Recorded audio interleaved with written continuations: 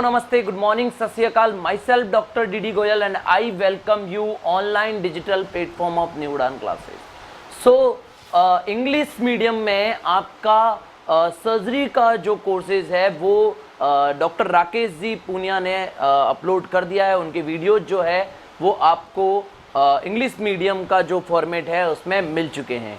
इसके अलावा एक जो खुशखबरी है वो आपके लिए है कि अब न्यू उड़ान गाइड जो है आपको सिर्फ हिंदी में नहीं मिलेगी, इसके अलावा न्यू उड़ान गाइड अब आपको इंग्लिश में भी मिलेगी। जी हाँ, जो न्यू उड़ान गाइड आपके पास में पहले हिंदी में अवेलेबल थी वो न्यू उड़ान गाइड जो है वो अब आपके पास में इंग्लिश में भी अवेलेबल होगी। ओके, तो मेरे पास में जो है अभी एक और जो गाइड है जो कि अभी इंग्लिश मीडियम में जो है वो प्रिंट होके आ चुकी है, न्यू उड़ान गाइड, जो कि अब आपको पूरी तरह से इंग्लिश में मिलेगी। स्पेशली इसको बनाया है वैसे पंजाब वेटनरी इंस्पेक्टर स्टूडेंट्स के लिए। ओके, और इसके अलावा इसका जो एक और फॉर्मेट है जिसमें टोटली जो है वो राजस्थान के स्टूडेंट्स हैं उनके लिए जो है ये इंग्लिश में भी अवेलेबल है। ओके, तो कुल मिलाकर के बात ये है कि अब न्यू उड़ान गाइड आपको सिर्फ हिंदी में पढ़ने को नहीं, साथ साथ आपको इंग्लिश में भी पढ़ने को मिलेगी। उसमें पेजेस जो थे आपके हिंदी गाइड में उसमें लगभग 500 के आसपास थे, इसमें थोड़े ज़्यादा है, 540 के आसपास यानी 540 के आसपास जो है इसमें पेज है। ओके, तो स्टार्ट करते हैं क्वेश्चंस। अब यहाँ पे सर्जरी के नोट्स और पीडीएफ फाइल जो है वो आपको मिल चुकी है। अब स्टार्ट करते हैं इसके क्वेश्चंस। ओके, तो चलिए शुरू करते हैं। पहला क्वेश्चन, फर्स्ट जो क्वेश्चन है वो है the temperature and time used in hot air oven. Okay, दो टाइप के आपको पता है, दो टाइप के क्या होते हैं, एक हॉट एयर ओवन होता है, एक होता है ऑटोक्लेविंग। ऑटोक्लेविंग जो होती है इसमें ड्राई हीट के लिए होता है एंड हॉट एयर ओवन जो होता है वो मॉइस्ट हीट के लिए होता है। दोनों अलग अलग चीज़ें होती है, दोनों के बारे में आपको पता ही है। तो सबसे पहले हॉट एयर जो ओवन होता है उसमें किस टाइप से टेम्परेचर मॉनिटरेट करते हैं, मॉनिटरिंग जो होती है टेम्परेचर की वो किस टाइप से करते हैं वो देख लेते हैं।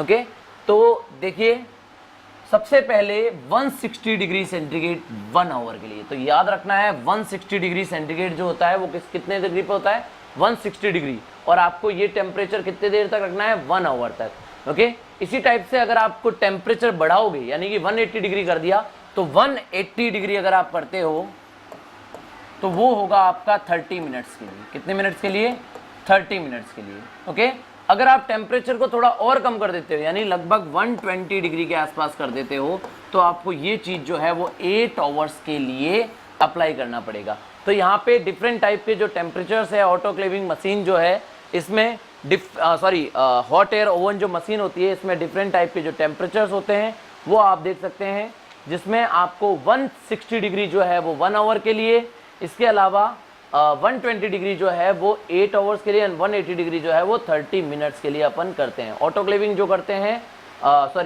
हॉट एयर ओवन जो होता है वो अपन लेते हैं ड्राई हीट के लिए एंड जो ऑटोक्लेविंग होती है वो मॉइस्ट हीट के लिए लेते हैं। ये भी आपको याद रखना है। ओके, मैं लिख देता हूँ यहाँ पे, हॉट एयर ओवन जो होता है ये अपन लेते हैं किसके लिए, ड्राई हीट के लिए। ओके, एंड जो ऑटोक्लेव लेते हैं अपन यूज में, ऑटोक्लेव यूज में लेते हैं वो किसके लिए लेते हैं, मॉइस्ट हीट के लिए। ओके, फर्स्ट क्वेश्चन का आंसर क्या होगा, ए। और ये भी आपको याद रखना है कि 8 आवर्स तक आपको 120 डिग्री टेम्परेचर रखना है और 180 डिग्री जो है वो ओनली 30 मिनट्स तक रखना है। किसमें, हॉट एयर ओवन में। Next question, which of the following is not antiseptic, इनमें से कौन जो है वो एंटीसेप्टिक नहीं है। ओके, सबसे पहली चीज तो एंटीसेप्टिक क्या होते हैं, डिसइंफेक्टेंट क्या होते हैं। एंटीसेप्टिक एक वो केमिकल मटेरियल है जो कि अपन अपनी बॉडी पे लगाते हैं। जो केमिकल मटेरियल अपनी बॉडी पे अपन लगा सकते हैं वो तो होते हैं एंटीसेप्टिक, और डिसइंफेक्टेंट जो होते हैं वो होते हैं नॉन लिविंग थिंग पर अप्लाई करने के लिए। ओके, तो यहाँ पे जो क्वेश्चन है उसमें देख लीजिए, carbolic acid, hydrochloric acid, zinc chloride and formalin, इन तीनों में से देखिए, इन चारों में से देखिए कार्बोलिक एसिड जो है मतलब फिनॉल, फिनॉल अपन लगा सकते हैं, बहुत सारी क्रीम्स में फिनॉल आता है, वो ऑफ कोर्स जो है अपनी स्किन वगैरह पे, बोरोप्लस वगैरह में भी आता है, तो ऑफ कोर्स लगा सकते हैं। हाइड्रोक्लोरिक एसिड जो होता है वो होता है भाई तेजाब, है ना। हाइड्रोक्लोरिक एसिड जो होता है वो होता है तेजाब। अब मुझे एक बंदा भी बता दो जो अपने शरीर पे है ना तेजाब लगाता है ताकि अपनी बॉडी जो है वो जर्म्स, उन पे जो जर्म्स है वो उसको किल कर सके। तो आई थिंक ऐसा कोई नहीं है जो जर्म्स को किल करवाने के लिए तेजाब लगाता है, नहीं लगाता। दैट मीन्स यहाँ पे ये यूज़ नहीं कर सकते। जिंक क्लोराइड, जिंक जो होता है पाउडर, वो अपन यूज़ कर सकते हैं अपने शरीर में। जब चोट लग जाती है तब अपन जिंक पाउडर यूज़ करते हैं। फॉर्मेलिन जो होता है वो तो अपन को पता ही है। फॉर्मेलिन जो होता है उसमें किसी भी लिविंग थिंग्स को अपन जो है पर्टिकुलर टाइम के लिए जिंदा रखने के लिए भी अपन ये यूज़ में ले सकते हैं। तो यहाँ पे हाइड्रोक्लोरिक एसिड जो है ये एक जो चीज़ है वो यूज़ में नहीं ले सकते कि इसके लिए एज ए एंटीसेप्टिक। क्लियर हुआ आपके? सेकेंड क्वेश्चन क्लियर है। थर्ड क्वेश्चन पे चलते हैं। The function of anaesthesiology, anaesthesia जो होता है इसका फंक्शन क्या होता है? एनेस्थीसिया का मतलब, एनेस्थीसिया मतलब कि बेहोश करने के लिए, पेन रिलीफ के लिए अपन ऑपरेशन करते हैं तो पेशेंट को पेन ना हो इसलिए अपन यूज़ करते हैं। जरूर मसल रिलैक्स हो जाए, यस मसल रिलैक्स होने जानी चाहिए ताकि कॉन्स्ट्रिक्शन नहीं हो, और कॉन्स्ट्रिक्शन नहीं होगा तो ऑफकोर्स क्या होगा कि मसल्स में जो सेंसेशंस होंगे वो कम होंगे। तो यहाँ पे चारों चीज़ें हैं। ऑफकोर्स आंसर क्या होगा यहाँ पे? आपका डी आंसर होगा। So what is the functions of anaesthesiology? इसमें एनेस्थीसिया भी आपका आंसर है, पेन रिलीफ भी है, मसल रिलैक्सेशन भी है। सो आंसर इज डी। नेक्स्ट जो क्वेश्चन है वो है कैटगट। कैटगट के बारे में आपने सुना होगा, और कैटगट से रिलेटेड एक क्वेश्चन जो है वो आपके ऑलरेडी एक एग्जाम में पूछा गया है और रिसेंटली पूछा गया है आरसीडीएफ में। ओके, आरसीडीएफ का अभी जो पेपर था उसमें आपके ऑलरेडी ये क्वेश्चन आया हुआ है। तो देखिए कैटगट जो होता है वो एक सूचर मटेरियल है। ओके, सूचर मटेरियल का मतलब जो टांके देते हैं ना, देखा होगा आपने, तो टांके देते हैं तब ये इस कैटगट का यूज़ किया जाता है। ओके, अब कैटगट जो है ये कहाँ से मिलता है? तो आपको याद रखना है सीप की इंटेस्टाइन के सब म्यूकोजल लेयर जो होती है, सब म्यूकोजल लेयर से ये चीज़ मिलती है। ओके, इसके अलावा बहुत सारे होते हैं। सिल्क से, सिल्क वर्म जो होती है सिल्क मिलती है इससे, सिल्क का जो सिल्क थ्रेड होती है जो कि अपन यूज़ में लेते हैं। इसके अलावा कंगारू टेंडन जो होते हैं कंगारू की टेल से मिलते हैं। अलग अलग सुचर मटेरियल है, अलग अलग सुचन पैटर्न में अलग अलग टाइप के एब्जॉर्बेबल, नॉन एब्जॉर्बेबल में अलग अलग टाइप से यूज़ होते हैं। ओके, तो देखिए कैटगट जो होता है वो एब्जॉर्बेबल टाइप का सुचर मटेरियल है और वो किससे मिलता है? सीप की इंटेस्टाइन के सब म्यूकोजल लेयर से मिलता है। ये क्लियर है, आपके दिमाग में आ जाना चाहिए। कैटगट पे क्वेश्चन आया हुआ है आरसीडीएफ पे, तो पंजाब में भी आ सकता है। ओके, और चलो कैटगट वैसे ये मत समझ लेना कैट से रिलेटेड है ना। एक क्वेश्चन जब आरसीडीएफ में आया था तो ये पूछा था कि बिल्ली के इंटेस्टाइन से, बिल्ली के इंटेस्टाइन से नहीं, सीप के इंटेस्टाइन से मिलता है। क्लियर? तो फोर्थ क्वेश्चन आपका हो गया सी। फिफ्थ देख लेते हैं अपन।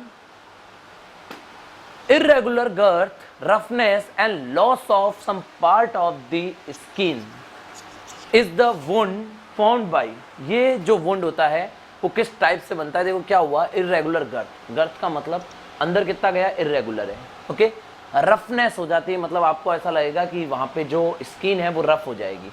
Okay, and loss of some part, थोड़ा पार्ट भी क्या हो जाएगा, लॉस हो जाएगा स्किन में। तो ये किस टाइप के वुंड में होता है? तो पहले मैं बता देता हूँ चारों वुंड के बारे में, फिर आप खुद सोचना कौन कौन सा वुंड है।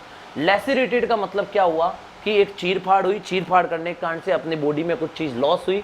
ओके, और वहाँ पे क्या हो जाएगा, जैसे कि रगड़ लगी, और रगड़ लगने से मतलब क्या हो गया, जो स्किन का पार्ट होता है ऊपर वाला पार्ट ये हट गया, और स्किन का ऊपर वाला पार्ट हट गया, यहाँ से खून आने लग गया, आपके स्किन जो होगी रफ हो जाएगी। ये दूसरा है पंचर्ड। पंचर्ड में क्या होगा, या फिर तो आपने पिन किया किस चीज़ को, ठीक है, और या फिर मतलब कोई भी एक धारदार जो चीज़ होती है, जिस नॉक्ड वाली पंचिंग वाली चीज़ें होती है, वो क्या करती है, बॉडी के अंदर चली गई, तो ये पंचिंग हो गई। ओके, इंसाइज्ड एक है यहाँ पे लेसिरेशन, एक है इंसाइज्ड। ओके, अच्छा लेसिरेशंस का जो होता है वो कांटों से हो जाता है, अपन कह सकते हैं यहाँ पे इनसाइड जो वुंड होता है, इनसाइड वुंड देखिए किस टाइप का होता है कि एक पर्टिकुलर कोई धारदार वस्तु जो होती है, जैसे चाकू, चाकू से आपने क्या किया, पनीर जो होता है ना, पनीर के साइड में से आप क्या करो, थोड़ा सा कॉर्नर से एक पनीर का टुकड़ा काट लो छोटा सा, तो यही चीज़ जो है वो इनसाइड वुंड है। और नेक्स्ट है पॉइजनस वुंड। तो पॉइजनस का मतलब अंदर क्या हो गया, टॉक्सिक चला गया, और या फिर कुछ टॉक्सिक मटेरियल जो है वो खा गया, उसके कारण जो वुंड हो जाता है, हम देखा ना कोई कीड़ा काट जाता है तब कोई वुंड हो जाता है, तो ये क्या हो जाता है पॉइजनस वुंड। सांप काट गया तो वहाँ जो वुंड हो गया तो ये होता है पॉइजनस वुंड। तो ऑफकोर्स इसका आंसर जो होगा वो लेसिरेटेड वुंड होगा। Okay, answer is a. पांचवे का आंसर क्या हो गया? ए। 6 देख लीजिए, which of the following is not used as local anaesthesia. इनमें से कौन सा फॉलोइंग जो है एनेस्थीसिया जो कि लोकल एनेस्थीसिया में यूज नहीं करते? तो क्लोरोफॉर्म जो होता है ये लोकल नहीं है। क्लोरोफॉर्म में जैसे ही आप नाक सूंघाते हो वो जनरल एनेस्थीसिया होता है। अब ये और तुम पूछ सकते हो कि सर लोकल क्या होता है, जनरल क्या होता है? तो देखो, लोकल एनेस्थीसिया का मतलब होता है कि पर्टिकुलर किसी ऑर्गन पे ही वर्क करेगा, और जनरल एनेस्थीसिया जो होता है वो पूरी बॉडी पे वर्क करता है ना। अगर पर्टिकुलर किसी, जैसे मुझे हाथ सुन करना है तो यहाँ पे एक इंजेक्शन लगाते हैं तो हाथ की पूरी नसें सुन हो जाएगी, तो ये तो होता है लोकल। और एक होता है जनरल। जनरल में क्या होता है? पूरी बॉडी सुनो। तो this is the general anaesthesia. ये क्या होता है? जनरल एनेस्थीसिया होता है। क्लियर? और जबकि ये तीनों जो होते हैं ये क्या होते हैं? लोकल एनेस्थीसिया होते हैं। ये क्या होते हैं? लोकल एनेस्थीसिया होते हैं। ओके, तो आंसर इज ए। 6 का आंसर हो गया आपका ए। ओके, 7th क्वेश्चन अपन देख लेते हैं। 7th में देखिए क्या है कि injury caused by excessive stress on any joint of the body. अब देखिए, एक तो है कि स्ट्रेस आ गया किस पर?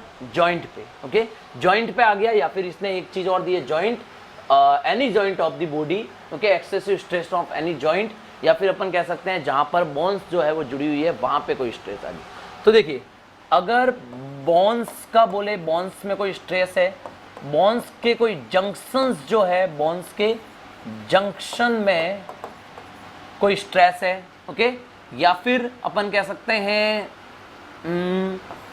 यस, जॉइंट्स में अगर कोई स्ट्रेन है, तो इन सब का जो आंसर होगा वो होता है स्प्रेन, जिसको अपन बोलते हैं मोच आना। क्या बोलते हैं हिंदी में? इसको बोलते हैं मोच आना। ओके, तो ये चीज क्या हो गई? स्प्रेन है।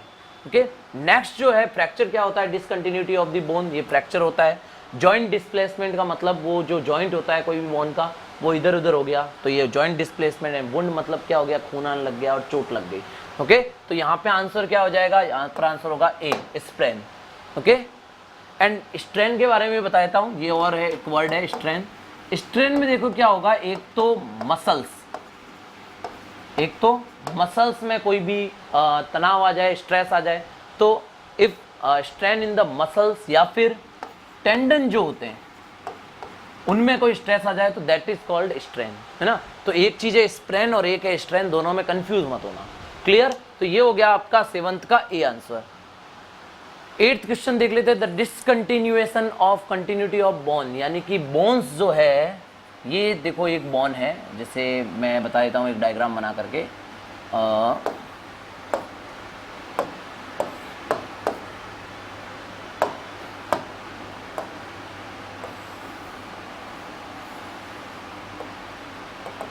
डिसकंटिन्यूएशन का मतलब क्या हुआ कि ये जैसे कंटिन्यू है एक बोन, और डिसकंटिन्यू का मतलब हो गया इसके बीच में कुछ ना कुछ डिसकंटिन्यूएशन आ गया। ओके, उसको मैं एक डायग्राम से बता देता हूं इस टाइप से।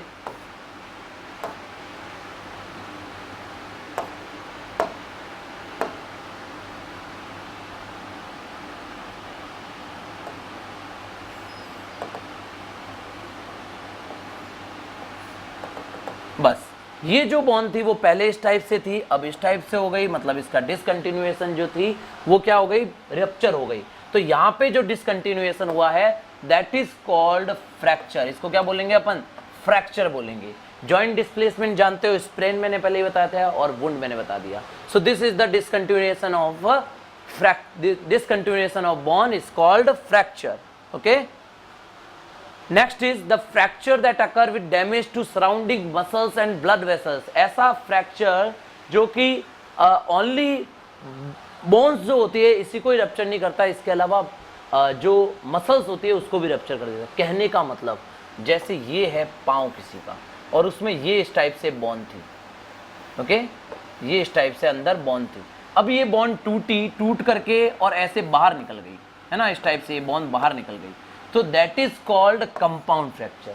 ओके एक होता है सिंपल फ्रैक्चर जिसमें अंदर फ्रैक्चर हो गया, और कंपाउंड का मतलब अब जो मसल से आसपास की वो भी उसको क्या करके फाड़ करके बोन जो है वो बाहर निकल गई। बोन आप होता है सबसे मतलब अपन कह सकते हैं एक हार्ड टिश्यू होता है ना, बहुत ज़्यादा हार्ड भी है।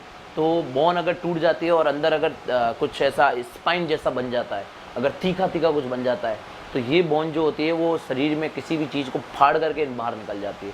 इतना इसमें एबिलिटी होती है। और आपने देखे भी होंगे इंसानों में तो पता नहीं देखे होंगे नहीं देखे होंगे, कैटल्स के तो बहुत देखे होंगे, ऐसे केस बहुत आते हैं जिसमें क्या होता है उनकी बोन्स टूट जाती है और इसके बाद में उनकी केयर करने वाला भी कोई नहीं होता।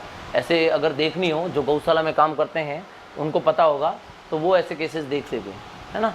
तो this is the compound fracture. Partial fracture में कम फ्रैक्चर होता है, सिंगल फ्रैक्चर में एक ही हड्डी जो होती है वो टूटती है। The working principle of autoclave, autoclave जो होता है इसका वर्किंग प्रिंसिपल जो होता है वो क्या होता है, तो इससे रिलेटेड मैंने आपको ऑलरेडी पहले ही बता दिया है कि देखिए दो चीज़ें हैं, एक तो होती है ड्राई हीट और एक होती है मॉइस्ट हीट। तो प्रिंसिपल जो है इसका ड्राई हीट नहीं है, प्रिंसिपल जो है वो इसका है हाई प्रेशर वेपर। इसमें क्या होता है, हाई प्रेशर वेपर जो होती है ये इसका प्रिंसिपल है, और इस प्रिंसिपल पे ये क्या करती है, काम करती है। ओके तो पर्टिकुलर एक प्रेशर जो होता है वो इसमें दिया जाता है, और उस प्रेशर के अकॉर्डिंग क्या होता है यहाँ पे स्टरलाइजेशन जो होता है वो पॉसिबल होता है। ओके तो इसमें कोई आपको डाउट नहीं होना चाहिए, ये है आपका ऑटोक्लेविंग। ओके और ऑटोक्लेविंग जो होती है ये किस पे बेस्ड होती है, हमेशा मॉइस्ट हीट पे। मैंने आपको बताया था इससे पहले ही, ये मॉइस्ट हीट पर बेस्ड होती है, जबकि हॉट एयर ओवन जो होता है वो किस पे बेस्ड होता है, ड्राई हीट पे। क्लियर, ये बताया था शायद फर्स्ट क्वेश्चन में मैंने आपको,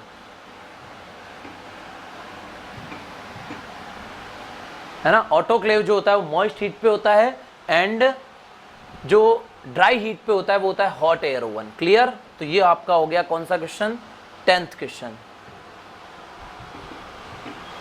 11th क्वेश्चन पे आ जाते हैं अपन। लिग्नोकेन जो होता है वो क्या चीज है, तो बताइए, एंटीबायोटिक है, एंटीसेप्टिक है, एनेस्थेटिक है, या फिर डिसइंफेक्टेंट है।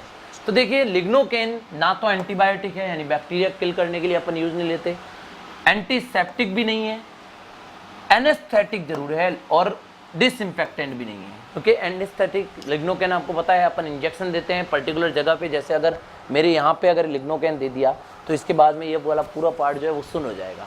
ओके तो लिग्नोकेन जो होता है वो लोकल एनेस्थेटिक है। क्या है, लोकल एनेस्थेटिक। और जाइलाजीन जो होता है, केटामीन जो होता है, ये क्या होते हैं, ये डिसोसिएटिव एनेस्थेटिक होते हैं, मतलब कि जनरल एनेस्थेटिक होते हैं जो पूरे ब्रह्मांड से अपन को पूरा अलग कर देते हैं, अपन कोई अलग ही दुनिया में चल जाते हैं। Okay so answer is C.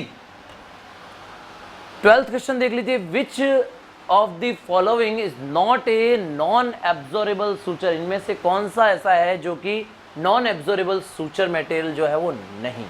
Okay तो देखिए इससे पहले भी मैंने बताया था कैटगट के बारे में, कैटगट जो होता है वो एब्जॉर्बेबल सूचर मटेरियल होता है। कौन सा होता है, एब्जॉर्बेबल सूचर मटेरियल होता है। ओके सो सिल्क जो होती है वो हमेशा अपन बॉडी के बाहर लगाते हैं, तो ऑफकोर्स सिल्क का जो धागा होगा, सिल्क का जो सूचर होगा वो अपन बॉडी के बाहर लगाते हैं, तो ये नॉन एब्जॉर्बेबल है, और बॉडी के अंदर लगने वाला एब्जॉर्बेबल है। कैटगट हमेशा बॉडी के अंदर लगता है, इसलिए ये क्या होता है, एब्जॉर्बेबल है। ओके और बाकी ये नॉन एब्जॉर्बेबल है, ये भी लाइनेन जो होता है वो भी नॉन एब्जॉर्बेबल है, और सिल्क थ्रेड तो वैसे ही नॉन एब्जॉर्बेबल है, तो यहाँ पे आंसर हो जाएगा बी। 13 क्वेश्चन देख लेते हैं। The appropriate age of ejaculation in cows, cows में इजैकुलेशंस की एज क्या होती है, मे बी यहाँ पे ये गलत है, इजैकुलेशंस नहीं है, यहाँ पे होना चाहिए D budding. Okay D budding. Okay question थोड़ा सा मिसप्रिंट है। डी बडिंग जो होती है उसकी एज जो होती है वो 4 to 10 डेज होती है, मतलब कि जो हॉर्न जो अपन कहते हैं, हॉर्न जो हॉर्न जब बड़े नहीं होते उससे पहले वो छोटे होते हैं। ओके हॉर्न बड जिसको बोलते हैं, यस हॉर्न बड जो होती है यहाँ पे छोटी सी 4 से 10 दिन का जो काफ होता है उसके वो हॉर्न बड जो होती है या तो इलेक्ट्रिकल डी हॉर्नर से उसको पीस देते हैं, या फिर क्या करेंगे केमिकल KOH डालते हैं और उसको हटा देते हैं। तो मतलब कोई ना कोई मेथड जो होता है यूज़ करके हॉर्न बड जो होती है उसको हटा देना, that is called debudding. Okay 14 question देख लीजिए। Trocar cannula apparatus is often used for the treatment of cattle. कौन सी चीज के लिए यूज लेते हैं ट्रोकार कैनुला? तो भाई ट्रोकार कैनुला जिसको नहीं पता है मैं बता दूं, एक क्या होता है, इस टाइप का एक इंस्ट्रूमेंट होगा जिसमें एक अंदर सुई होगी और बाहर उसके चारों ओर जो है वो ढक्कन टाइप का होगा। उसमें क्या करते हैं ऐसे करके, और कैटल जिसमें हवा रूमन में हवा ज़्यादा बढ़ जाती है जिसको बोलते हैं आफ्रा या ब्लॉट। आफ्रा के अलावा क्या बोलते हैं इसको? ब्लॉट बोलते हैं या टिम्पैनी भी बोलते हैं, या इसी का एक और नाम होता है टिम्पैनी। ओके, टिम्पैनी या फिर आफ्रा या फिर ब्लॉट। ओके, उसको क्या करेंगे अपन, उसका जो ज़्यादा जो रूमन वाला पार्ट होता है वहाँ पे अपन को क्या करना है, वो सुई जो होती है वो सीधे के सीधे उसके रूमन में घुसा देनी है। इसके बाद में उस जो पाइप होता है उस सुई निकाल देंगे, और पाइप जो होगा उस पाइप से क्या आने लग जाएगी, हवा आने लग जाएगी। और वो हवा इतनी खतरनाक तरीके से आएगी, पूरा का पूरा पेट जो होता है वो एकदम पूरा खाली हो जाएगा। ओके, इसके बाद में जो है अपन चाहे तो ब्लांटोसील भर सकते हैं, उसमें सोडा बाइकार्ब भर सकते हैं, और इसके अलावा जो भी एंटी ब्लॉटिंग एजेंट है वो सारे आप ओटीसी डाल सकते हो। ऑफकोर्स इन्फेक्शन नहीं होगा बट लिमिट में, है ना, ऐसे नहीं 50 ml ओटीसी भर दो, नहीं। शायद 10 to 15 ml, 20 ml तक हाईएस्ट आप भर सकते हो, but 10 ml is dose. Okay, 10 ml तक अपन डोज है, इससे ज़्यादा आप 20 ml तक भी भर सकते हो। क्लियर? तो ओटीसी भर दिया, इसके बाद में क्या हो जाएगा, इन्फेक्शन पूरा खत्म हो जाएगा। क्लियर? चलो आगे नेक्स्ट देखिए, इसमें आंसर हो गया इसका बी। 15 क्वेश्चन अपन देख लेते हैं। डॉकिंग। डॉकिंग का मतलब होता है भाई जो टेल होती है, कोई भी जो किड होते हैं, बच्चे जो होते हैं, जो भी एनिमल का बच्चा जो भी होगा उनकी जो टेल होती है उसको अपन कट करते हैं, that is called cutting of the tail, that is called docking. उसको क्या बोलेंगे अपन? डॉकिंग बोलते हैं। ओके, सिंपल सा। इसके बाद में देख लेते हैं next. A wound caused by A bullet और ए शार्प पॉइंटेड वेपन। अब देखिए 16 क्वेश्चन का आंसर आप खुद देख लीजिए, ये चारों ऑप्शन मैंने ऑलरेडी एक क्वेश्चन में बताए हुए हैं। देखिए, लैसिरेटेड का मतलब चीर फाड़ वाला, पंचर मतलब कहीं भी एक चीज जो है वो अंदर घुस रही है सीधी। ओके, जैसे कि बुलेट जाती है सीधी, पंक्चर होती है ना, बुलेट भी पंक्चर करेगी बॉडी में, ऐसे एकदम से गई तो पंचर होता है ना। तो ये बुलेट वाली जो है वो है पंचर वुंड। इंसाइस्ट का मतलब एक पर्टिकुलर धारदार हथियार से काटना, और कंटूजन्स जो होते हैं, कंटूजन्स का मतलब होता है एकदम जैसे तार वगैरह जो होते हैं उससे, या फिर कोई खुराट लगना, है ना, अपन घसीस गए हैं, या फिर कोई रगड़ जो होते हैं उसको कंटूजन्स बोलते हैं। ओके, अलग अलग टाइप के कंटूजन्स होते हैं, 1st degree, 2 degree, 3 degree. Clear? तो answer is punctured wound. Of course इसमें कोई डाउट नहीं होना चाहिए आपको। 17 क्वेश्चन देख लेते हैं। The best method of disinfecting equipment, इनमें से कौन सा बेस्ट मेथड है डिसइंफेक्शन के लिए, इक्विपमेंट के डिसइंफेक्शंस के लिए? ओके, तो बताइए भाई कौन सा बेस्ट मेथड है डिसइंफेक्शंस के लिए? पहला पूछा है केमिकल, सेकंड है disinfection bye radiation, third by boiling, and fourth by heat. तो इनमें से कौन सा मेथड जो है वो अपन यूज में ले सकते हैं? तो देखिए, केमिकल डिसइंफेक्शन जो होता है, सबसे पहले अलग अलग मैं डिसइंफेक्शन बता देता हूँ। केमिकल डिसइंफेक्शन कैसे होता है? KMnO4 डाला, KMnO4 डाल करके आपने क्या किया, जम्स किल करवा दिए, है ना। जो भी इंस्ट्रूमेंट होते हैं, आप जनरली अगर किसी ने ऑपरेशन करते हुए देखा है किसी सीनियर को, तो वो देखा होगा कि KMnO4 का या बीटाडीन का भर के रखते हैं और उसमें डाल देते हैं। ओके, इक्विपमेंट डाल देते हैं। राइट मेथड है, गलत नहीं है, वो भी मेथड सही है, but not A correct method. इसने पूछा है बेस्ट मेथड कौन सा है। अच्छा मेथड है, बेस्ट में फ़र्क है, एक गुड अलग है और बेस्ट अलग है। तो ऑफकोर्स गुड मेथड है, बीटाडीन से आप कर सकते हो, good. Disinfection bye radiation, radiation जो होती है उनसे कर सकते हैं। तो इसमें रेडिएशन जो होती है अपन को हार्म कर सकते हैं, पहली चीज़। दूसरा, कंप्लीट अगर किल हो ये भी ज़रूरी नहीं है ना। तीसरा, बाय बॉइलिंग वाटर, पानी, गर्म पानी में जो है आपने उसमें इंस्ट्रूमेंट डाल दिए, जैसा नॉर्मली हर जगह होता है। जो भी आप राजस्थान में, पंजाब में, जहाँ भी आपकी पोस्टिंग होगी वहाँ पे ज़्यादातर एक वो डॉक्टर को भी देखा होगा आपने, ह्यूमन डॉक्टर को भी, वो भी इसी टाइप से डायरेक्टली एक आता है गर्म होने वाली, उसमें रखते हैं। और फोर्थ है डिसइंफेक्शन बाय हीट। जितना हीट से किसी चीज़ को पर्टिकुलरली आप गर्म करके कर सकते हैं, उतना कभी भी किसी भी मेथड से डिसइंफेक्शन ज़्यादा नहीं हो सकता। So disinfection by heat is the best method of disinfection. Clear? 18 देख लेते हैं। An unusual cavity on the body of an animal filled with pus. Pus से फिल्ड जो अनयूजुअल कैविटी जो होती है वो क्या कहलाती है? तो देखिए, एप्सिस की स्पेलिंग पहले तो गलत है, एप्सिस, ओके, और haematoma not and cyst. Cyst जो होता है पहले तो मैं बता दूं, इसने ये पूछा है unusual cavity of an animal filled with पस। देखिए एक होता है सिस्ट और एक होता है एब्सिस। ओके, इन दोनों के बारे में मैं बता देता हूँ, आपको शायद काफ़ी चीज़ें क्लियर हो जाएगी। सिस्ट जो होगा वो पैक्ड होगा, एब्सिस जो होगा वो क्या होगा, घाव बन जाते हैं उसमें, है ना। उसमें आपने देखा होगा पस भर जाता है पूरा का पूरा। ओके, और अपन को जो है वो पूरा ऐसे उसमें कट लगा करके पूरा क्लीन करके जो है वो पहले पस बाहर निकालना पड़ता है। ओके, तो पूरा पस भर जाता है, वो होती है एब्सिस। ओके, जैसे चोट लग गई, 4-5 दिन तक उस चोट पे कुछ ध्यान नहीं दिया तो उसमें क्या भर जाती है, पस भर जाती है। ओके, तो अब इसके बाद में डॉक्टर के पास जाते हैं तो वो पस जो होता है वो उसको बाहर निकालते हैं, that is called abscess. Haematoma में खून का एक थक्का बन जाता है। ओके, एंड नॉट जो होता है वो तो अपन जो गांठ लगाते हैं उसको नॉट बोलते हैं। तो यहाँ पे आंसर जो होगा वो बी होगा, पस से भरी हुई जो कैविटी होती है अनयूजुअल कैविटी, वो किस में होती है, एब्सिस में होती है। क्लियर। 19 क्वेश्चन देख लेते हैं 19 के बारे में। Which chemical is used for horn protection, नहीं है यहाँ पे, हॉर्न प्रोटेक्शन नहीं है, हॉर्न को क्या करना है, horn removal. Yes, horn removal जो होता है उसके लिए कौन सा केमिकल यूज में लेते हैं, तो ऑफकोर्स KOH जो होता है, पोटास जो होता है KOH, वो अपन यूज में लेते हैं। तो आंसर क्या हो जाएगा 19 का, ए आंसर हो जाएगा। 19 का क्या आंसर हुआ, ए। 20 देख लेते हैं। Which of the following is a sniffing anaesthetic. इसका क्वेश्चन का आंसर आपको बताने की जरूरत ही नहीं है, मुझे खुद सोचो कि क्या मतलब ऐसा कौन सा एनेस्थीसिया है जिसको सुंघाने से क्या हो जाता है, बेहोश हो जाता है। तो इतनी मूवियाँ देख रखी है, क्या सुंघाते हैं, क्लोरोफॉर्म सुंघाते हैं। बताओ कोई डाउट है क्या इसमें, है क्या कोई डाउट, नहीं है तो बस। तो 20 क्वेश्चन का आंसर हो गया आपका ए। 21 देख लेते हैं।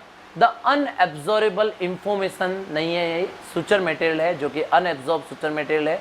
इनमें से कौन सा ऐसा सुचर मटेरियल है जो कि अनएब्जॉर्बेबल सुचर मटेरियल है। ओके, ये पूछा है, थोड़ी सी मिस्टेक्स रह गई है तो उसके लिए मैं आपको ऑलरेडी बता चुका हूँ कि इंग्लिश के क्वेश्चन जो है वो आपके लिए फटाफट से बन रहे हैं, तो थोड़ा सा हो सकता है मिस्टेक्स कहीं रह जाए। तो ऑफकोर्स अनएब्जॉर्ब जो होते हैं सुचर मटेरियल वो कौन से होते हैं, तो आंसर इज कैटगट जो होता है वो एब्जॉर्बेबल होता है, कोलेजन भी एब्जॉर्बेबल है, फेशियल आटा एब्जॉर्बेबल है, ऑफकोर्स नायलॉन जो होगा वो क्या होगा, अनएब्जॉर्ब्ड होगा। ओके, तो answer is C. The steam pressure in an autoclave, autoclave जो होती है, सबसे पहले ऑटोक्लेव का मैं वही कहूँगा, कौन सी के लिए होगा ये, मॉइस्ट हीट के लिए। और इसमें 121 डिग्री सेंटीग्रेड टेम्परेचर और 15 LB जो है प्रेशर दिया जाता है। कितना टेम्परेचर जो होता है 121 डिग्री होता है। ओके, ये 120 नहीं है, 121 है। ओके, मैं थोड़ा और इसको क्लियर कर देता हूँ ताकि तुम सही से देख सको। यस, 121 डिग्री सेंटीग्रेड तो है इसका टेम्परेचर, और इसका जो प्रेशर होता है वो कितना होता है, 15 LB। याद रखना है आपको। तो यहाँ पे आंसर हो जाएगा आपका 15 LB, 15 पाउंड इक्वल होते हैं, ऑफकोर्स सी आंसर हो जाएगा। ओके, नेक्स्ट देख लेते हैं अपन। The wound caused by a sharp edged weapon, कौन सा जो वुंड है वो शार्प एज्ड, मैंने आपको बताया था एक धारीदार जो वस्तु होती है उससे क्या करते हैं अपन, काट देते हैं कोई चीज़, तो वो होता है इंसाइज्ड वुंड। कौन सा होता है, इंसाइज्ड वुंड। तो आंसर हो जाएगा आपका इंसाइज्ड वुंड। आजा, आंसर क्यों नहीं आ रहा है आपके, यस ये हो गया आपका इंसाइज्ड वुंड। ओके, नेक्स्ट अपन देख लेते हैं question 24। The breakdown of continuity of heart tissue, heart tissue जो है वो बोन ही है, बोन की डिसकंटिन्यूटी मैंने आपको ऑलरेडी बता दी है, और बोन की डिसकंटिन्यूटी जो है वो क्या कहलाएगी, फ्रैक्चर कहलाएगी। नेक्स्ट देखिए, renal calculi and wound dressing are example of which of the following surgery, इनमें से ये जो है वो कौन से प्रकार की जो सर्जरी होती है उसमें यूज में लिया जाता है। तो देखिए, एक तो है रीनल कैल्कुलाई और दूसरा है वुंड की ड्रेसिंग, है ना। वुंड ड्रेसिंग तो आपको ये पता चल गया होगा, मतलब पट्टी बांधनी है, तो बड़ी सर्जरी थोड़ी है, छोटी सर्जरी है ना। सबसे छोटी सर्जरी पट्टी तो कोई बांध सकता है, तो ये वाली तो हो गई माइनर सर्जरी। तो कौन से ऑप्शन में सेकंड वाला जो है माइनर सर्जरी, तो ये की है माइनर सर्जरी। ऐसे भी आप आंसर करते हो, अगर आपको ये नहीं आता हो ये तो आता है, तो माइनर सर्जरी। अब आपको ये पता है कि ये इमरजेंसी है। फिर भी मैं बता देता हूँ, रीनल कैल्कुलाई का मतलब क्या होता है कि किडनी जो होती है उसमें स्टोन हो गया और इसको ऑपरेशन करके निकालना जरूरी है।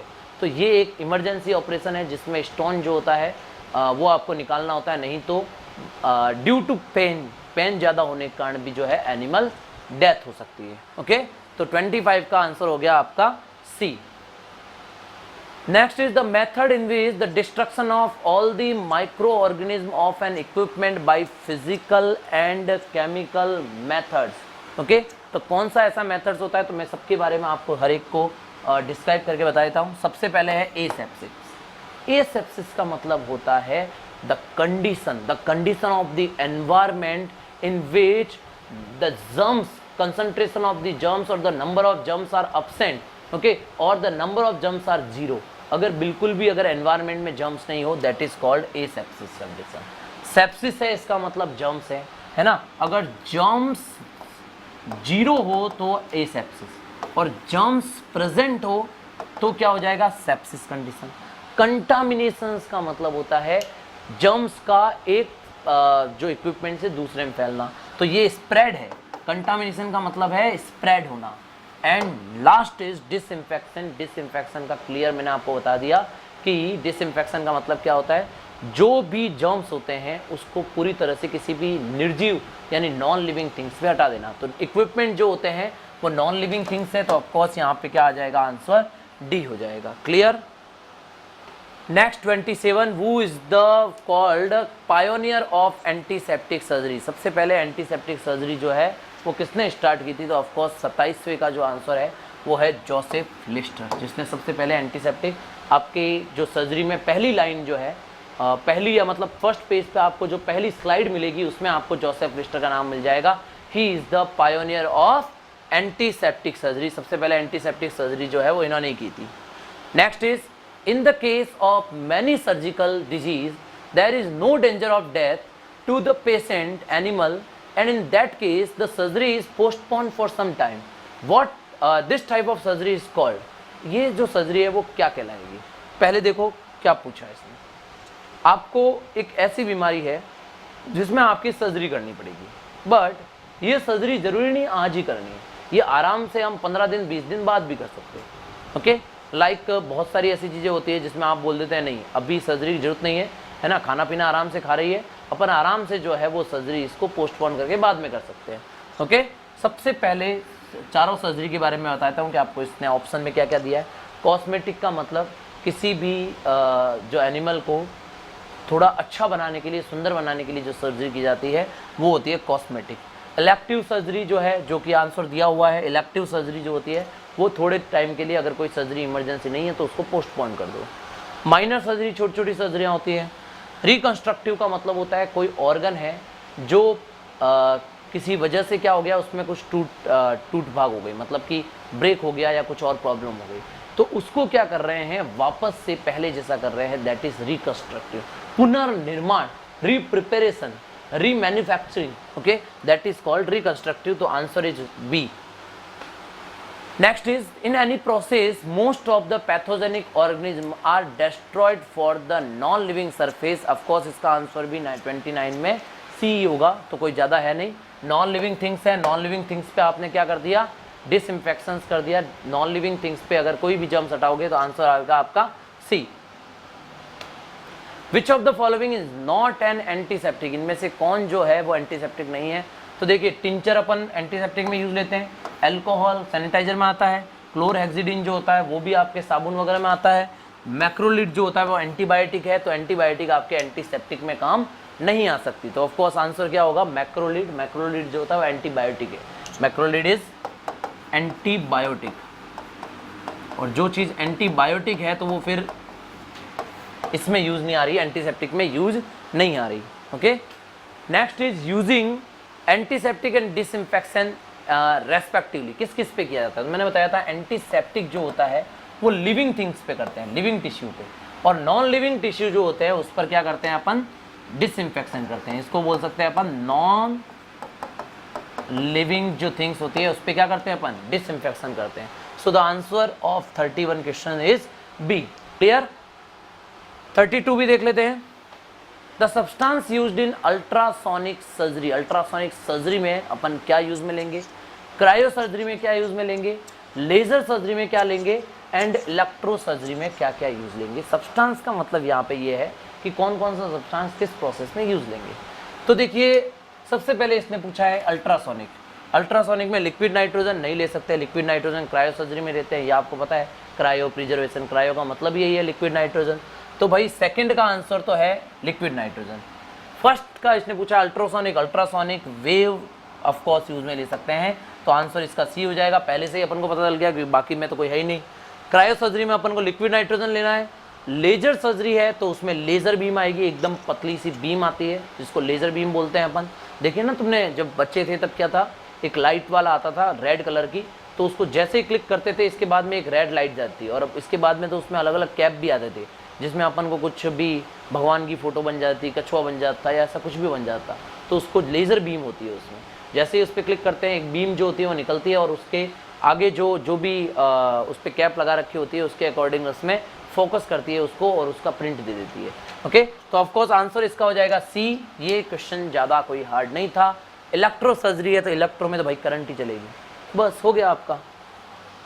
33 dry heat sterilisation and moist heat sterilisation में कौन सा इक्विपमेंट यूज में लेते हैं, तो अब आप खुद बताओगे, क्योंकि मैंने ये पहले क्वेश्चन में बता रखा है कि कौन सा इक्विपमेंट दो होते हैं। एक तो होता है ऑटोक्लेव और दूसरा होगा आपका हॉट एयर ओवन। तो किस में कौन सा लेंगे, तो देखो ऑटोक्लेव जो होता है वो लेते हैं अपन मॉइस्ट हीट में। ऑटोक्लेव जो होगा वो किस में लेंगे अपन, मॉइस्ट हीट में। और हॉट एयर ओवन जो है इसको तो अपन हॉट मतलब गर्म मतलब ड्राई हीट, तो of course hot air oven जो होता है वो किस में लेंगे अपन, ड्राई हीट में। क्लियर, तो कोई डाउट नहीं होना चाहिए आपको। आंसर हो गया इसका 33 का। ड्राई हीट में लेते हैं अपन, ड्राई हीट में लेंगे हॉट एयर ओवन, तो आंसर इज सी।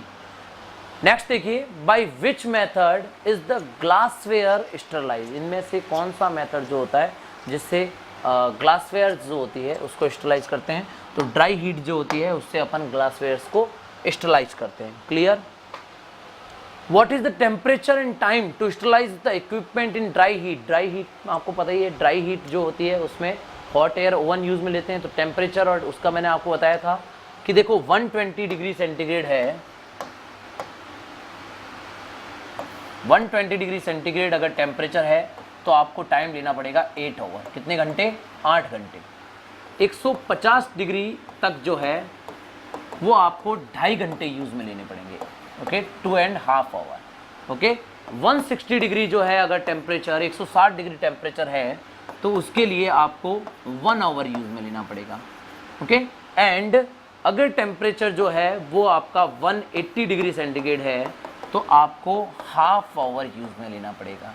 अब इसने क्या पूछा है, कौन सा लेंगे अपन, हॉट एयर ओवन है दोनों, तो इस 60 मिनट तक ये भी सही है, ये भी सही है, और इंफ्रारेड जो होती है उसमें अपन 10 मिनट के लिए भी यूज में ले सकते हैं, तो आंसर जो होगा आपका डी हो जाएगा। क्लियर, अब देखिए पेनलेस डेथ जो होती है वो क्या होता है, तो देखिए सबसे पहले तो हिप्नोसिस क्या होता है। हिप्नोसिस क्या होता है कि एक डीप स्लीप में चल जाता है एनिमल्स जब आप उसको हिप्नोटाइज करते हैं। ओके, एनाल्जेसिया का मतलब होता है पेन किलर, पेन को कम करना, पेन किलर या फिर पेन रिड्यूसर। यूथेनेशिया जो होता है उसमें क्या होता है, कुछ एनिमल्स जो होते हैं इनको by the operation by the treatment सही नहीं कर सकते, है ना, तो जब उन एनिमल्स को सही नहीं कर सकते तो उनको मारना ही जो होता है वो लास्ट हथियार रहता है। इसके लिए उन एनिमल्स को डायरेक्टली किल कर दिया जाता है, that is called euthanasia. Okay, and sedations क्या होता है, सेडेशन होता है उसको सुला देना। ओके, तो the answer is 36, answer of 36 is C. By which method the paraffin and artery forceps are sterilise respectively. कौन से मेथड से अपन पैराफिन को स्टरलाइज करेंगे और कौन से मेथड से अपन आर्टरी फोर्सेप्स को स्टरलाइज करेंगे। ओके, तो देखिए सबसे पहली चीज़, पैराफिन जो है ये है लिक्विड, और लिक्विड को लिक्विड डाल करके तो यानी मॉइस्ट हीट से तो अपन स्टरलाइज नहीं कर सकते, तो पहला पैराफिन को तो ड्राई हीट से करेंगे। पैराफिन को किससे करेंगे, ड्राई हीट से, और ड्राई हीट किस में होती है, हॉट एयर ओवन में। सेकेंड है आर्टरी फोर्सेप्स। आर्टरी फोर्सेप्स को अपन मॉइस्ट हीट में कर सकते हैं, तो ऑफ कोर्स जो आर्टरी फोर्सेप्स है इसको मॉइस्ट हीट, और जो फर्स्ट है उसका ड्राई हीट, तो यहाँ पे हो गया आंसर डी। तो 37 जो है इसका आंसर क्या हो जाएगा, डी आंसर हो जाएगा। 38 देखिए, स्ट्रॉ कलर और brownish coffee coloured liquid emanates from a rare cavity in the body. देखिए स्ट्रॉ कलर का या फिर भूरे कलर का अगर कोई भी लिक्विड जो है अगर आ रहा है, इमेंस हो रहा है रेयर केविटी से, मतलब एक कोई इन सिंपल कैविटी नहीं है, ओके, नॉन सिंपल कैविटी से अगर आ रहा है, तो ये जो डेफिनेशन है वो किसकी है, सिस्ट की है। ये मैंने ऑलरेडी आपको बता दिया था। नेक्स्ट है, on which machine and what temperature do the moist heat sterilise for how long. Moist heat के लिए कौन सी मशीन यूज में लेते हैं, बताओ अब तुम खुद। ऑटोक्लेव लेते हैं। टेम्परेचर कितना रखते हैं, 121 डिग्री। कितने मिनट के लिए, 15 मिनट के लिए। प्रेशर कितना रखेंगे, 15 LB। अब देख लो आंसर अपना कौन सा है भाई। हॉट एयर ओवन नहीं लेते, इंफ्रारेड नहीं लेते, ऑटोक्लेव लेते हैं, तो आंसर हो जाएगा यहाँ पे C. Okay. 40 the displacement of the articular surface of any joint. अब हो गया भाई ये डिस्प्लेसमेंट नाम ही दे दिया इसने, मतलब कि जो आर्टिकुलर सरफेस है, जॉइंट जो है, जॉइंट डिस्प्लेस हो गए, होता है ना, फीमर डिस्प्लेस हो गई, या जॉइंट जो होते हैं कोई जैसे एसिटाबुलम में था तो वो ह्यूमरस जैसे ये है, तो ये कहीं पे ऊपर नीचे हो गया, तो ये क्या होता है, डिस्प्लेसमेंट होता है। क्लियर। 40 का आंसर हो जाएगा यहाँ पे डिस्प्लेसमेंट। नेक्स्ट है, surgical packs sterilise glass instrument and rubber instrument. Surgical pack, okay, surgical pack sterilise glass instrument and rubber instrument जो है, इनको कैसे कैसे जो है अपन इंस्ट्रूमेंट को क्या कर सकते हैं, स्टरलाइज कर सकते हैं। ओके। तो सबसे पहले इसने बोला है, इसमें मेरे हिसाब से 3 दिया है, लेकिन क्वेश्चन में ऐसा नहीं लग रहा 3 है, क्योंकि कहीं ना कहीं पे जो है वो आपके कॉमा आएगा। यस। अब हो गए सर्जिकल पैक। सबसे पहले तो अपन को करना है सर्जिकल पैक को, ठीक है। सर्जिकल पैक जो होते हैं इसको कभी भी मॉइस्ट हीट में नहीं रख सकते, सॉरी इसको जो है वो ड्राई हीट में नहीं कर सकते, उसको मॉइस्ट हीट देनी पड़ेगी। ओके। सर्जिकल पैक को आपको देनी पड़ेगी मॉइस्ट हीट, तो यहाँ पे आपको लेना पड़ेगा ऑटोक्लेव। ओके। इसके बाद में ग्लास इंस्ट्रूमेंट है, तो ग्लास इंस्ट्रूमेंट, कांच के इंस्ट्रूमेंट जितने भी होते हैं इनको अपन डालते हैं हॉट एयर ओवन में। ओके। एंड रबर इंस्ट्रूमेंट है, तो रबर को फिर लास्ट यही रहा ETO, यानी इथाइलिन डाइऑक्साइड जो गैस होती है, इथाइलिन ट्राईऑक्साइड जो गैस होती है, उससे कर सकते हैं। तो एक से ही पता चल जाएगा आपको, इन सारों की लिस्ट जो है आपको सर्जरी में दे रखी है। ओके। तो आंसर इज सी। 41 का आंसर हो जाएगा आपका सी। ग्रीन स्टिक फ्रैक्चर जो होता है, ये किस टाइप का फ्रैक्चर होता है, इसने ऑप्शन जो है ये थोड़ा सा मिसमैच है, complete, incomplete, both of the above. Green stick में देखो क्या होता है, एक लकड़ी जैसी जो बोन होती है, इसका जो कुछ पार्ट टूट जाता है, तो ग्रीन स्टिक जो होता है वो कंप्लीट फ्रैक्चर नहीं है, ये इनकम्प्लीट फ्रैक्चर होता है। ओके। तो ये क्वेश्चन थोड़ा सा आपने इसमें क्वेश्चन थोड़ा सा ऑप्शन जो है वो गलत दे रखे हैं। Okay. The name of the person's wife and wife is written as. ये क्वेश्चन जो है वो कुछ चेंजेज है, मैं आपको क्वेश्चन बताता हूँ एक्चुअल में क्या है।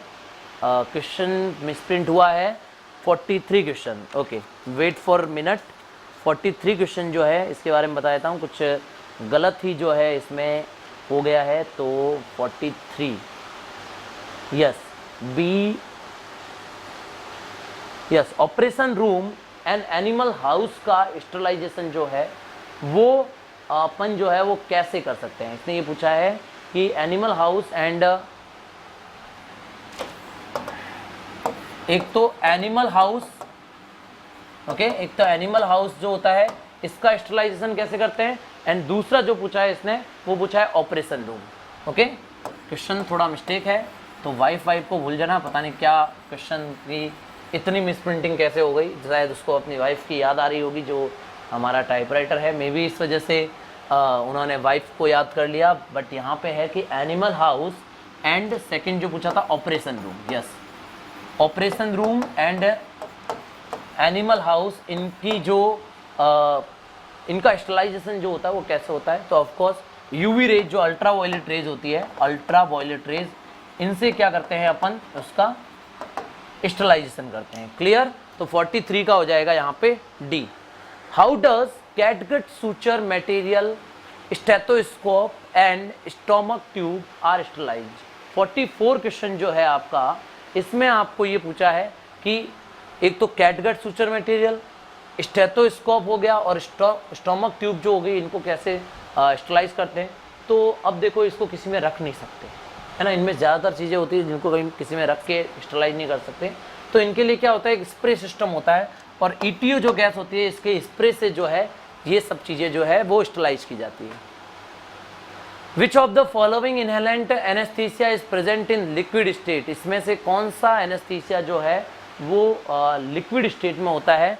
तो ऑफकोर्स ये तुम्हें जानते हो, क्लोरोफॉर्म वगैरह सारे गैसेज स्टेज में होते हैं, N2O जो होता है ये क्या होता है, लिक्विड स्टेट में होता है। तो इसमें ये क्वेश्चन इतना इंपॉर्टेंट नहीं है, बट यहाँ पे पूछा हुआ है तो मैं बता देता हूँ। नेक्स्ट देख लीजिए, the most common used absorbable, इनमें से कौन सा सबसे ज़्यादा एब्जॉर्बेबल और नॉन एब्जॉर्बेबल जो है वो यूज़ करते हैं अपन।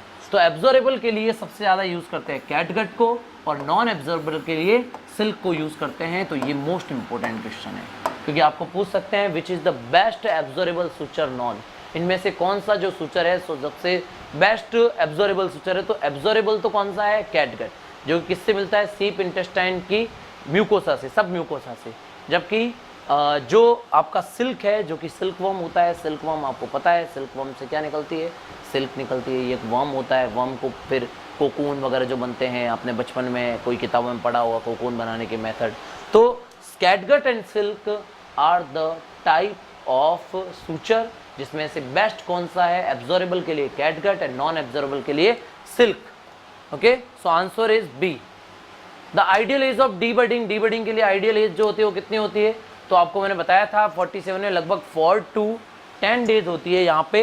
तो यहाँ पे इसने 4 डेज से स्टार्ट है, तो ये ऑप्शन नहीं होगा, फिर यही ऑप्शन होगा। तो of course answer is B. Approximate जो है अपनी बुक में जो लिखा हुआ है 4 to 10 डेज लिखा हुआ है, ये कहीं से हमने क्वेश्चन उठाया, वहाँ पे 7 to 15 होगा, तो कोई दिक्कत नहीं है। आपको जो रेशियो मिल रहा है 4 to 10 डेज वो मिल गया। What type of information material is catgut, ये इंफॉर्मेशन पता नहीं क्या आया है, सूचर मटेरियल है ना, सूचर मटेरियल है, हर जगह पता नहीं, एक्चुअल में हिंदी से इंग्लिश करते हैं, हो सकता है कुछ ऐसा सूचर को बोलते हैं हिंदी में, कुछ ऐसा कुछ सामग्री जो होता है, सामग्री, हाँ। तो इंफॉर्मेशन हो सकता है कुछ इंग्लिश वर्ड जब ट्रांसलेट करते हैं तब कुछ मिस्टेक आ गई हो, वाइब भी आ गई, तो फिर इंफॉर्मेशन तो नॉर्मल है ना। तो सूचर जो मटेरियल होता है इनमें से कैटगट कौन सा है, तो कैटगट जो होता है वो एब्जॉर्बेबल टाइप का सूचर होता है। कौन सा होगा, एब्जॉर्बेबल टाइप का। अब इसमें पूछा है नेचुरल है या फिर नॉन नेचुरल या सिंथेटिक, तो ऑफकोर्स कैटगट जो होता है वो नेचुरल है और एब्जॉर्बेबल है, तो आंसर हो जाएगा आपका सी। तो 48वें का आंसर हो गया आपका नेचुरल ऑब्जर्वेबल, यानी 48 का आपका आंसर है सी। ओके, नेचुरल एब्जॉर्बेबल है। Okay, yes. इसके बाद में abnormal growth of a cell, जब भी कोई सेल की एबनॉर्मल ग्रोथ होती है तो उसको ट्यूमर बोलते हैं, कैंसरस सेल हो जाती है। कैंसर सेल आपको पता है इसमें क्या होता है, मेटास्टेसिस एक प्रोसेस पाई जाती है। एक तो देखिए ट्यूमर होते हैं, एक तो होता है बिनाइन और एक होता है मेटास्टेसिस। ये प्रोसेस जो है इसमें क्या होता है, एबनॉर्मल ग्रोथ होने लग जाती है। जब किसी भी सेल की एबनॉर्मल ग्रोथ होने लग जाए, that is called tumour. Okay, next, which of the following is an unabsorbed suture material, तो कौन सा ऐसा सूचर मटेरियल है जो कि अनएब्जॉर्ब्ड है। तो मुझे बताइए, सिल्क जो होता है वो भी आपका क्या होता है, अनएब्जॉर्ब्ड है, कॉटन भी आपका अनएब्जॉर्ब्ड है, तो यहाँ तो ये सही है। फिर मेटेलिक मटेरियल भी अनएब्जॉर्ब्ड है और पॉलिस्टर भी अनएब्जॉर्ब्ड, तो ये भी सही है। लिनेन भी अनएब्जॉर्ब्ड है एंड सिंथेटिक मैश भी सही है। तो फिर यहाँ पे सारे के सारे जो मटेरियल है सूचर मटेरियल वो क्या होंगे, अनएब्जॉर्ब टाइप के सूचर मटेरियल है। क्लियर, तो 50 का हो जाएगा आपका D. Which of the following is not A synthetic non absorbable suture material, इनमें से कौन सा जो है वो नॉन ऑब्जर्वेबल में भी सिंथेटिक जो होता है सूचर मटेरियल नहीं है। तो देखिए सिंथेटिक मैश जो है वो सिंथेटिक है, पॉलिस्टर जो होता है वो भी सिंथेटिक है, तो ये तो सिंथेटिक है। नायलॉन सिंथेटिक है, पॉलीमर्स होता है, टेरिलिन भी सिंथेटिक है, लिनेन जो होता है वो सिंथेटिक है, अम्बिलिकल टैप जो होती है वो आपके सिंथेटिक नहीं है, वाइटाफिल सिंथेटिक है और पॉलिस्टर सिंथेटिक है। तो फिर आंसर क्या हो जाएगा, अम्बिलिकल टैप जो होती है, अम्बिलिकल एरिया जो होता है, जो एनिमल्स के जो जुड़ा हुआ होता है ना प्लेसेंटा वाला, उससे बनती है ना। तो वो तो नेचुरल हो गई, वो सिंथेटिक है ही नहीं। तो यहाँ पे नॉट इट सिंथेटिक, तो ये नेचुरल है। अम्बिलिकल टैप जो होती है, अम्बिलिकल टैप, और वैसे आपकी बुक में सबको नेचुरल है चाहे वो सिंथेटिक है, उन सबको अलग अलग करके दिया हुआ है। ओके, न्यू उड़ान गाइड में अलग अलग करके दिया हुआ है। Umbilical tape is natural suture material. Okay,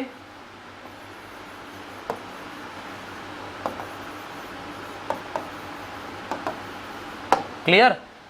so answer is C. 52 देख लेते हैं। The true statement about the absorbable suture material, इनमें से कौन सा जो सुचर मटेरियल के बारे में सत्य कथन जो है वो है, they are organic and inorganic in nature.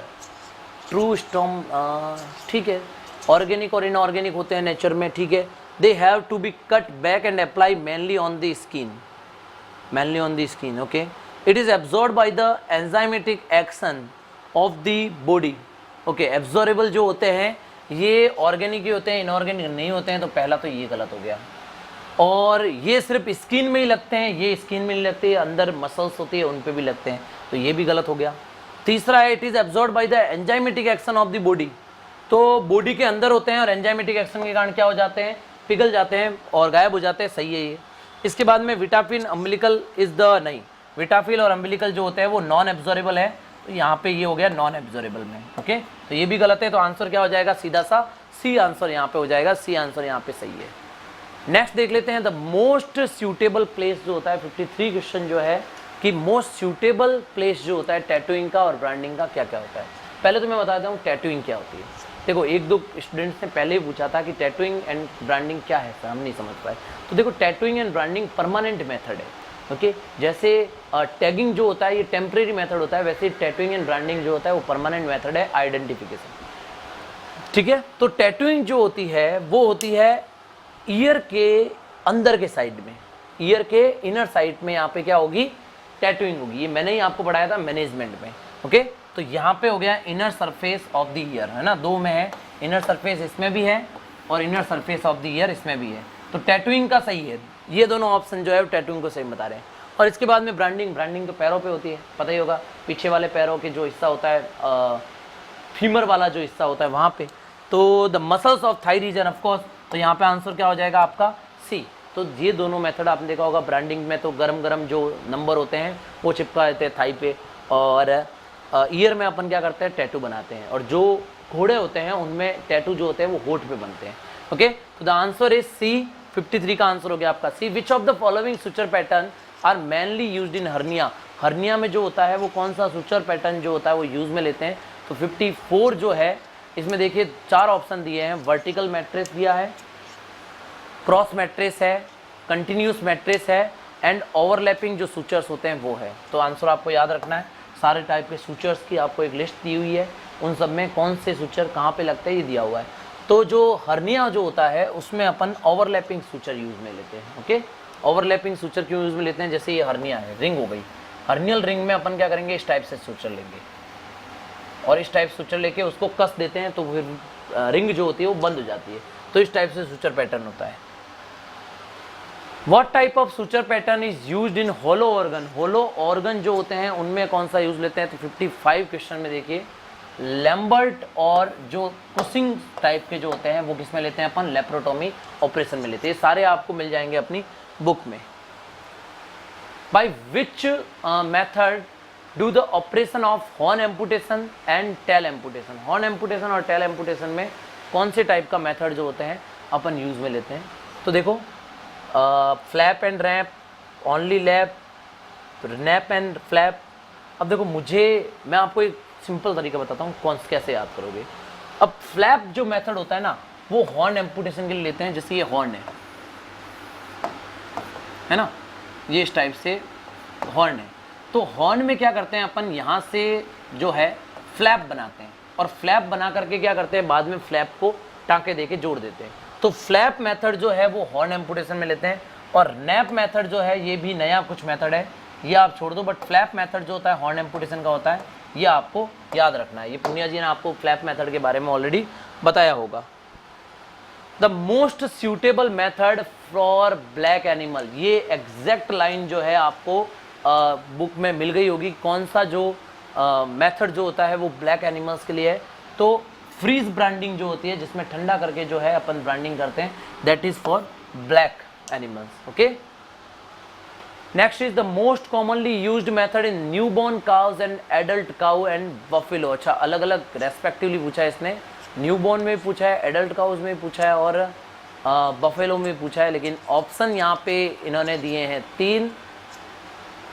तीन दिए यहाँ पे, और नीचे एक 3 के अलग अलग पूछे हैं, एंड ऊपर जो है आपको नीचे जो है ऑप्शन में यहाँ पे 3 दिए। मैं एक बार इस क्वेश्चन को देख लेता हूँ कि क्या क्वेश्चन आपको दिया हुआ है। 58 क्वेश्चन, यस 58, यस 58 जो है इसमें। ओके, इसमें जो है आपको ये पूछा है कि न्यूबॉर्न काउस का अलग से एंड काउ बफेलो का अलग से। ओके, तो न्यूबॉर्न काउस जो होती है उसमें कौन सा होता है, ब्रांडिंग वगैरह जो होगा वो आपको पता ही होता है। कैटल बफेलो में तो ब्रांडिंग ही यूज में लेते हैं। तो 4th में ब्रांडिंग, यस ब्रांडिंग जो है ऑप्शन ये दिया हुआ है। तो ऑफकोर्स टैटूइंग जो होगा वो काउस में होगा, और गाय भैंस में जो होता है वो ब्रांडिंग मेथड सबसे ज़्यादा यूज में लिया जाता है। Okay, most common use. Next, कौन सी नर्व जो होगी जो कि डी हॉर्निंग के टाइम में ब्लॉक करते हैं। तो डी हॉर्निंग के टाइम में अपन जो ब्लॉक करते हैं वो होती है कॉर्नुअल नर्व, कॉर्नियल नहीं है, कॉर्नुअल नर्व है। ऑर्बिटल यहाँ पे होती है, बाकी सारी जो है वो आइस के आसपास होती है। ये एक ही है जो यहाँ पे कॉर्नियल नर्व जो होती है ये होती है। तो 59 जो है इसका आंसर आपका हो जाएगा बी। तो 59 हो जाएगा आपका बी। इसके बाद में लास्ट जो इसका क्वेश्चन है वो अपन देख लेते हैं। In which animal and in which Thomas splint mainly planted. Thomas जो होता है एक स्प्लिंट आता है, एक ऐसा आर्टिफिशियली बना हुआ जिसमें क्या होता है पैर डाल करके कोई भी एनिमल जो होता है उसको चला सकते हैं एक्सरसाइज के लिए, फिजियोथेरेपी एक्सरसाइज के। तो देखो लार्जर एनिमल में करते हैं, नहीं लार्जर एनिमल में नहीं करते, लार्जर एनिमल में करते ही नहीं है। ओके, स्मॉल एनिमल्स में fracture of the front leg या बैक लेग, नहीं पीछे वाले जो पैर होते हैं उनके लिए करते हैं। तो आंसर जो होगा ये होता है बैक लेग के लिए। या आपके वैसे कोर्स में नहीं है तो ऑफकोर्स 60 क्वेश्चंस आपके जो है वो सर्जरी में कंप्लीट हो गए हैं और आसानी से आपको समझ आ गए होंगे। इसमें अगर कोई डाउट्स है किसी क्वेश्चंस में तो वो आप मैसेज करके बता सकते हैं, तो आपको जल्दी जो भी वहाँ पे टीचर अवेलेबल होगा वो उस टाइम में आपको आंसर्स जो है मिल जाएंगे। ओके, सो थैंक यू, जय हिंद, जय भारत।